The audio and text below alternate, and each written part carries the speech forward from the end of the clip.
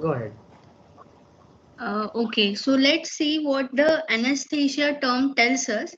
In the anesthesia, the ans is without and aesthesis is the sensation. So without sensation. So generally anesthesia work in the body by making the person less conscious about the external stimuli. So the general anesthetics are the CNS depressant. So here general anesthetics are the CNS depressant chemical moieties which elicits the complete loss of ability to sense the pain in reversibly, right? So here if you focus on the definition of general anesthetic, here you will find it acts on CNS. It depresses by making the person lose, making the person not to feel any sense of pain, and this action is present in a reversible manner so that we can withdraw. Once we withdraw anesthetic, the person can feel pain after the withdrawal, right? Definition is the general anesthetics are the CNS depressant chemical moieties which elicit complete loss of ability to sense the pain irreversibly, right? Anesthetics are the compounds which are categorized on the basis of action on the body into general anesthetics and local anesthetic. Okay, here in general anesthetics you will find the effect anesthesia on whole body, whereas if you administer the local anesthetic, it will have the mechanism of the effect on selected parts of area. Okay, both the actions will be in mode. Once we withdraw the general anesthetic, the person can regain its ability to sense the pain, right? But the general mode of action is on CNS, well, local anesthetic mode of action is on parasympathetic nervous system. So I am really sorry for the background disturbances. That's why I am speaking little bit loud. Cooperate. So let's move towards the basic characteristics of anesthetic. So the anesthetics are the non-specific in nature. They are inert to the receptors and thus they act as cellular poisons. So these characteristics are basically doesn't reflects about the general or local anesthetics specifically. It is saying it is giving a gross.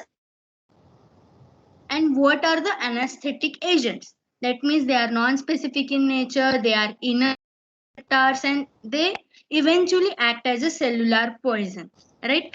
As they are non-specific in nature, that's why they are having inertness. That means it suddenly, or we can say quite slow to hit any receptor. That's why they are said to be the cellular poisons. So while talking about the specific characteristics of genetic agents, they are usually meant to create unconsciousness. They are acting as analgesic agent because they are reducing the sensation of a person to feel the pain, right? Apart from that, if we see the adverse events of the general anesthetic, it may also dementia, that means loss of memory. Apart from that, there may be immobility, post and presynaptic nerves. So this step by step over each and every point. Upcoming mechanism of actions, there you will find it more interesting. So the classification of general anesthetic was well explained in the video. In addition, the structures IUPAC name was also been displayed, which made me little bit familiar that yeah, we can explain in that mode also, because just I have designed in classification. So there they have explained the structures IUPAC married to me. Okay, so the general anesthetic based on the action, they are classified into inhalation general anesthetic, ultra short acting barbiturates, and anesthetic. In the inhalation general anesthetic, you will find ethane, disflurane, isoflurane,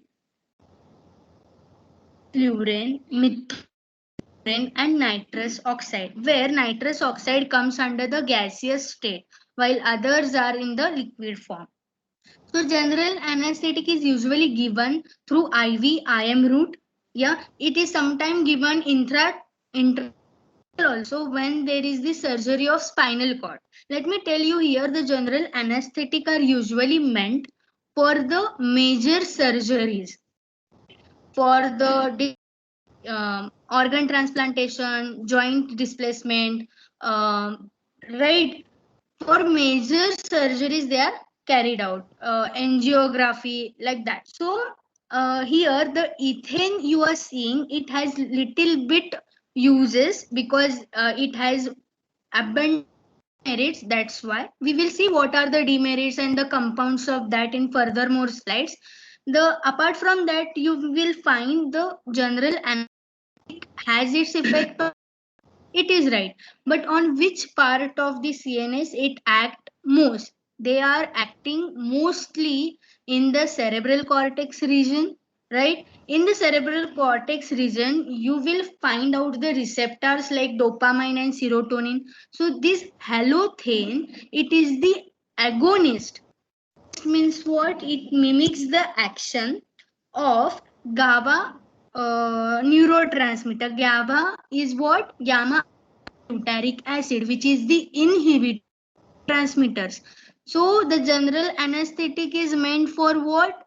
Losing of consciousness. That means increasing the uh, or decreasing the ability of a person to sense the pain. So we require what? Inhibitory neurotransmitters, excitatory neurotransmitter. It will elevate the response and sensation. So we don't require that. We are taking what? General anesthetic. So it will form a bond with GABA, inhibitory neurotransmitter, ultimately produce or elicits the loss of sensation over the cerebral cortex region, right?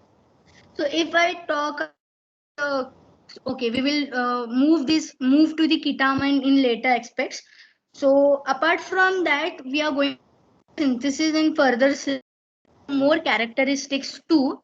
So here I would proceed to the next subclass, that short acting barbiturate. That category we will find methoxytyl sodium, thiamyl sodium, and thiopentyl sodium, right? In the dissociative anesthetics, the ketamine hydrochloride is more prominent chemical anesthetic, which is, so here I was wanted to add here that ketamine hydrochloride is the NMDA. So in the morning I've told the NMDA receptor is the N-methyl D-aspartate, which usually involved in the excitement actions, right? So it is present in the CNS. So here ketamine hydrochloride has the antagonist action to NMDA receptor. That means it blocks inhibit the NMDA receptor, which eventually may loss of sensation. So grossly I have told about the mechanism, but yet we will go one by one. So we will move to the, so whether this is clear, because the in video the all aspects regarding structure has been complete. I have just told the actions, right? So if we take focus on the stages and depth of anesthesia, so initially there is the on the basis anesthesia is given to the patient. So what are the stages and how it is should be given, what precautions should be taken, what parameters should be studied before giving the anesthesia are vital for study to understand actual stages of anesthesia. So first and foremost step is anesthesia. So what is this pre-anesthesia? The word itself reflects the anesthesia. What should be carried out? Like initially, we are supposed to carry out the pre-anesthetic evaluation. In this, we are supposed to ask the concerned person about their genetic history, surgery, the patient age, gender, and other adverse, the BMI, that is basal metabolic intolerance, apart from basal, and the body index, right? So we have to mention about its weight, and all other aspects should be evaluated before giving the general or any type of anesthesia.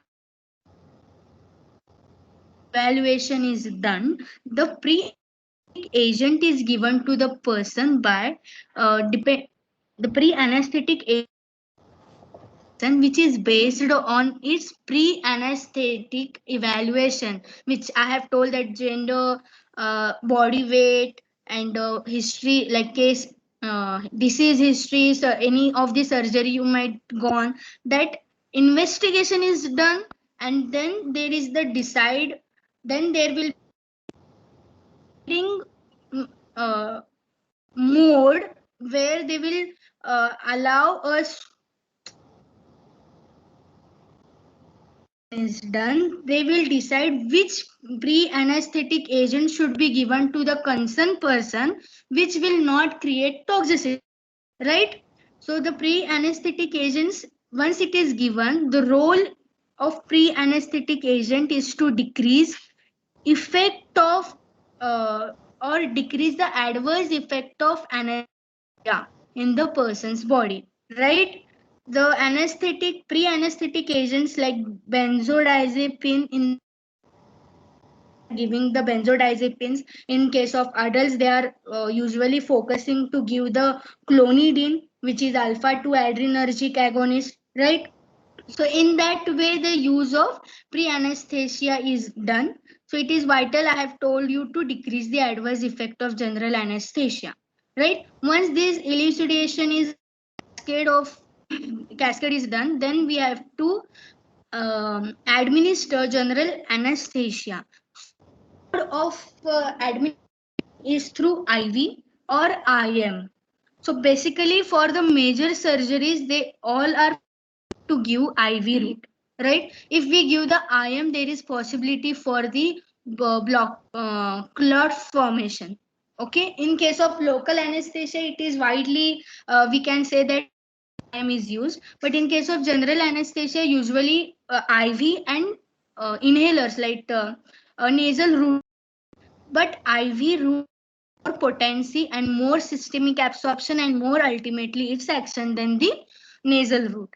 So once the general anesthesia is taken, administered, the relaxation of skeletal muscle occur. So here directly the relaxation of skeletal muscle doesn't occur. There is the mechanism by which this outcome is there, that relaxation of skeletal muscle occur. That once the general anesthesia is administered, releases the unconscious. This elixation in the unconsciousness occurred by the action on the specific areas of CNS in the cerebral cortex, thalamus, or we can say the RAS, that is reticular activating system. So general anesthesia has the effect on these three major parts of the CNS, and ultimately it make the person less conscious, the loss of sensation occur, and thus the person will not feel any kind of pain, and thus the relaxation of skeletal muscle, vasodilation occur. So once the relaxation of skeletal muscle is been observed, taking the nitrous oxide or halothane to maintain the anesthesia. So it is very vital to maintain the anesthesia. So once we are giving the general anesthesia, so general anesthesia is given for those patients who are undergoing what? Major surgery. So major surgery logically require more time for carrying out, right? So it is very much needed that the anesthesia which is given to the patient should have the prolonged action. So to maintain that prolonged action, we can also administer the nitrous oxide, which is one second, which is also given in her from the nasal path, right? Or we can take the halothane to maintain the anesthesia. As I have told, the halothane is the agonist neurotransmitter. So once the major surgery have been taken out, have been carried out successfully, there will be the withdrawal of the general anesthetic agent. So once there is the withdrawal, the patient gradually gains that ability to respond towards the external stimuli, right? So here, if you understand this, just a minute. If you understand these many steps, you will definitely will understand this induction, maintenance and recovery. So here in the induction, what we are going to see, we are evaluating the uh, we are investigating the person by or we can say we are carrying out the pre evaluation, then we are administrating the pre anesthetic agent, okay, and then we are administrating the general anesthesia through IV route. The pre anesthetic agent is administered to decrease the adverse activity of this general anesthetic agent, right? So in the induction, these many steps are been observed. In the maintenance, once we find that the relaxation of skeletal muscle is taking place, so to maintain this outcome, supposed to administer nitrous oxide or halothane, which are the parts of general, which are the general anesthetic agent, to maintain the anesthesia for prolonged time to carry out the major surgery in such manner. So once the maintenance is done, the surgery have been carried out, so there is need for the recovery. Recovery of the patient once we withdraw the general anesthesia which is given to the patient. Clear with these stages? Yes. Yeah, you can reply. Nalika, what are Yes, the sir. stages of general anesthesia? Is these three stages are there: induction, maintenance, and recovery? No, sir. They are the right partially what the actual events occurring. So in the upcoming slide, I have mentioned Yeah. about the stages, synonyms, its action. So when I was designing this slide, I felt very confusion how it occurred. So I have Googled, I found So, this cascade. so previous slide, general anesthetic events you can give. Okay. Don't say Okay. stages because there are only four stages of general anesthesia has. Okay, that is the that you Yes. mentioned in the next slide. Stage 1 is called as the analgesia. Stage 2 is the delirium. Stage 3 is called as the surgical anesthesia, and stage 4, which is also which is called as the respiratory arrest. Okay, so these are the four stages. So Yes, sir. whatever you mention in the slide 5, okay, general anesthesia has three stages. So instead of that, you can say the events. Okay, induction, maintenance, and recovery. Okay, Okay, sir. yeah. Correct myself. Sorry for the Yeah, repeat. misunderstanding. Sorry, just shuffling of the titles. Okay. So I'm hoping that you find it very easier. Can I move forward to the actual state anesthesia? Go ahead. Yeah, anyone can reply. Okay, so the stages of anesthesia. So if you got the gross idea about this cascade, you will definitely get on this slide. So stage 1, which is the analgesia or cortical stage. Stage 1, what happens? Here the higher cortical centers are in depressed conditions. These higher cortical centers are present in the CNS, and once the anesthesia is administered, it acts on the CNS, no doubt, and there it will decrease or depress the higher centers to sense the pain, to deliver the impulse, right? Once the higher cortical centers are in the state, the person observing or will be facing the dreamy state, respiration remains the normal. So here I have told, once the